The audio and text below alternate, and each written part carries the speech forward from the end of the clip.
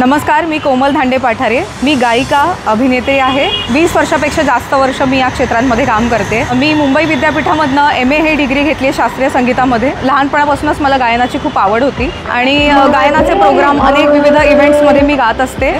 त्यानंतर नाट्य शिबिरामध्ये मी प्रवेश घेतला, ते होतं जयदेव हट्टंगडी सरांचं। त्यानंतर बालनाट्य व्यावसायिक नाटकात सांगायचं म्हटलं तर मी कातर टाकली, गोंधळात गोंधळ आणि लफडा सदन ह्या नाटकात प्रमुख भूमिका होत्या माझ्या। आणि त्याच्यानंतर सिरियलची सुरुवात झी मराठीपासून झालं, मग ते अनुबंध, अजूनही चांदरात आहे, पिंजरा, त्यानंतर आत्ताच्या मालिका फेमस तर माझ्या नवऱ्याची बायको, येऊ कशी तशी मी नांदायला, माझा होशील ना, या सगळ्या मालिकांमध्ये खलनायिकेची भूमिका मी केली। आणि आता सध्या सोनी मराठीवर अजूनही चांदरात आहे या मालिकेमध्ये सुद्धा मी खलनायिकेच्या भूमिकेत दिसतेय। मला चित्रपटांमध्येही काम करण्याची संधी मिळाली। त्याच्यामध्ये भाऊचा धक्का, मॅटर, नवरा आवली बायको लवली अशा सिनेमांमधनं काम करण्याची संधी मिळाली।